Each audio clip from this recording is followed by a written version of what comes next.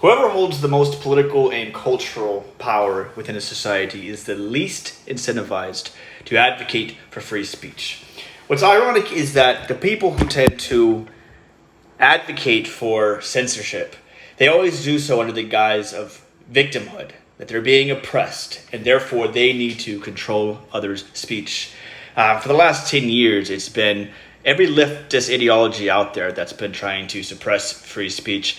Now, with Zionism in Israel as the main focal point in, let's say, politics, or at least one of the main ones, it's now Jewish people seeking to censor any sort of criticism against Jewish people or Zionism or Israel whatsoever. And they're doing it under the exact same guise. It's so interesting, because it's almost as if the Zionist Jews of today, or even Zionist Christians, are not necessarily Jews.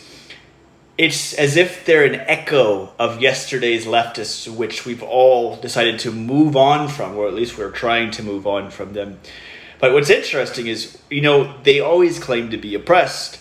But the truth is, if you are oppressed in a society, if you feel like you have insufficient influence over the culture or politics, what you would be advocating most for is the capacity to influence with your speech, right? But it's the people who have all the power, right? For the last 10 years, 10, 15, 20 years, really, the left has dominated the cultural and political landscape, right? They've always won the popular vote until just recently.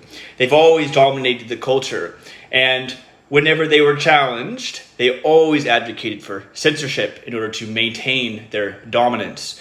Now, people, with everything that happened on October 7th and with the ongoing attack on Gaza and all the children that are being murdered in Gaza right now, and all the criticism that Zionists are receiving, and all the power that the Jewish people have in our own government to influence our political affairs, obviously, they're going to do precisely what the left did when they dominated, which is to advocate for censorship.